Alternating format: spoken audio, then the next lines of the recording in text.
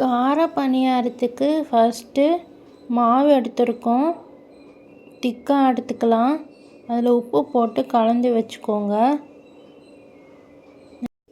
Next சின்ன வெங்காயம் கொஞ்சம் எடுத்துக்கோங்க. பச்சை மிளகா 3 சின்னதாக நறுக்கிக்கோங்க. கொத்தமல்லி எடுத்துக்கோங்க, அது கொஞ்சம் நறுக்கிக்கோங்க. அப்புறம் கேரட் 1 திருவிக்கோங்க. அப்புறம் கருவேப்பிலை 3 பீஸு, அதையும் குட்டி குட்டியாக கட் பண்ணிக்கோங்க. நெக்ஸ்ட்டு எப்படி தாளிப்பு பண்ணுறதுன்னு பார்க்கலாம். தாளிப்புக்கு ஆயில் ஃபஸ்ட்டு 3 ஸ்பூன் ஊற்றிக்கோங்க. கொஞ்சம் காயட்டும். கடுகு 1 ஸ்பூன் போட்டுக்கலாம்.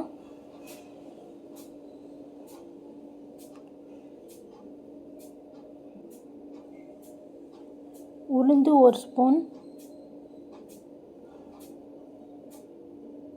கடலைப்பருப்பு 2 ஸ்பூன், நல்லா பொரியட்டும். ஆனியன் போட்டுக்கலாம்.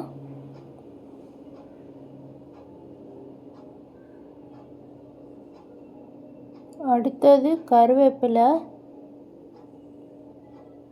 இது ரெண்டுத்தையும் போட்டுட்டு நல்லா மிக்ஸ் பண்ணிக்கோங்க. இப்போது நெக்ஸ்ட்டு கேரட் போட்டுக்கோங்க, திருவின கேரட்டு. அப்புறம் கொத்தமல்லி போட்டுட்டு ஒரு நிமிஷம் மட்டும் வதக்குங்க. கேரட்டை ரொம்ப வதக்காதீங்க. வதக்கியாச்சு. அதுக்கப்புறம் மாவில் வதக்கினதை அப்படியே போட்டுடணும். போட்டுட்டு நல்லா மிக்ஸ் பண்ணணும்.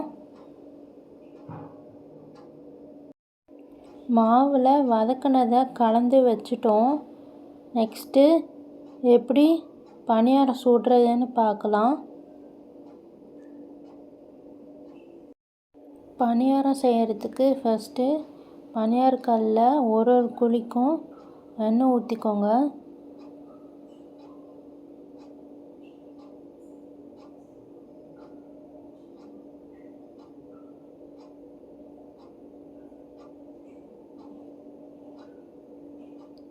எண்ணெய் ஊற்றினா கிறிஸ்பியாக வரும்.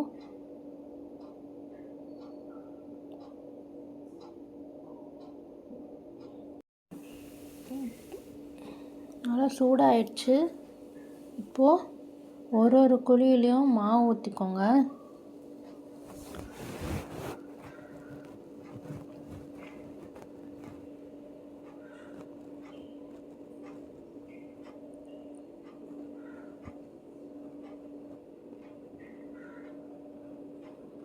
நான் எல்லா குழியிலும் ஊற்றுறத அப்படியே காட்டுறேன்.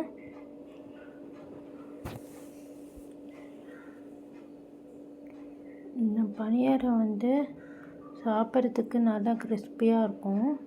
ஏன்னா நம்ம வெங்காயம், கருவேப்பிலை, கொத்தமல்லி எல்லாத்தையும் ஆட் பண்ணியிருக்கோம்.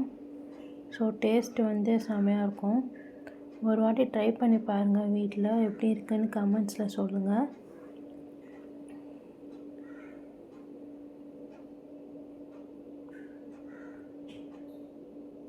ஊற்றியாச்சு. நெக்ஸ்ட்டு அடுத்த சைடு திருப்பணும் வெந்த உடனே. ஒரு சைடு வெந்தாச்சு. நெக்ஸ்ட்டு சைடு திருப்பி போட்டு வேக வைக்கணும். இந்த மாதிரி 2 டைம் திருப்பி போடுங்க. நல்லா வெந்து வரும். அவ்வளோதான், பணியாரம் ரெடி. தேங்க்ஸ் ஃபார் வாட்சிங்.